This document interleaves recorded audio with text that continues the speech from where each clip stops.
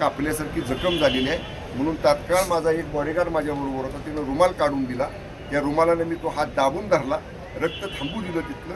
आणि ही सगळं संपल्यानंतर मग मी डॉक्टरला बोलून ते स्वच्छ करून घेतलं आणि डॉक्टरने त्याला बँडेज. तुम्ही तक्रार दाखल करणार आहे का? तुम्हाला जे लागले, तुम्हाला रक्त आले दादा, तर तुम्ही तक्रार दाखल करणार आहे का? सांगतो ना तुम्हाला, याची सुरुवात भारतीय जनता पक्षाने केलेली आहे. याचा शेवट आम्ही दोघं तिघजण मिळून करू जिल्ह्यात. चला बरं. 30 नाही, एक मिनिट. 30 मध्ये 2 आमचे कोर्टात पोलीस स्टेशनला नेले आणि शेवटच्या उमेदवाराला शेवटचा सदस्य जो होता कामेश कांबळे, तो अजिबात हात वरती करत नव्हता.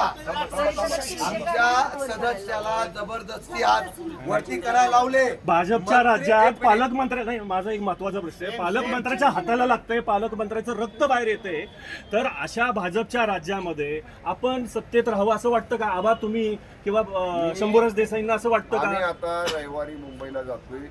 मी हा सगळा इतिवृत्तांत, माननीय एकनाथजी शिंदे साहेब आमचे मुख्य नेते आहेत, त्यांच्या पहिल्यापासून आतापर्यंत काय काय घडलं हा सगळा इतिवृत्तांत भेटून समक्ष मी शिंदे साहेबांना सांगणार आहे.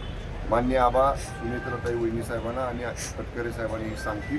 आमच्या वरिष्ठ नेत्यांना आम्ही सगळे हकीकत सांगू कशा पद्धतीने हे घडलं.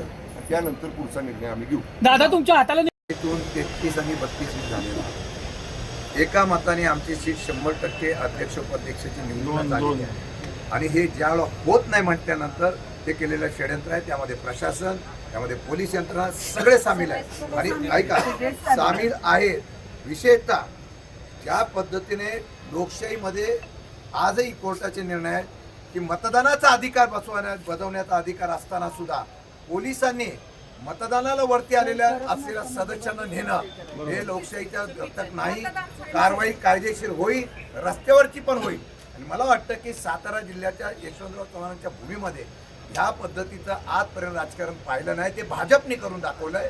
आणि मला वाटतं आज आमच्या महिला भगिनी आहेत, त्या महिला भगिनी अक्षरशः पहिली वेळ आल्यानंतर त्यांना रडायला आलं की अशा प्रकारची कधी प्रक्रिया बघितली नव्हती. आणि मला अभिमान आहे, आमचे सदस्य ठाम राहिले, विकले गेले नाहीत. परंतु तरीसुद्धा ज्या पद्धतीने सत्तेचा दुरुपयोग करून ज्या पद्धतीने निवडणूक केलेली आहे त्याचा निश्चितपणे निषेध करतो. पण आमचा विजय लोकशाहीने झालेला आहे, मी ठामपणे सांगतो. हक्कभंग प्रस्ताव आणला होता.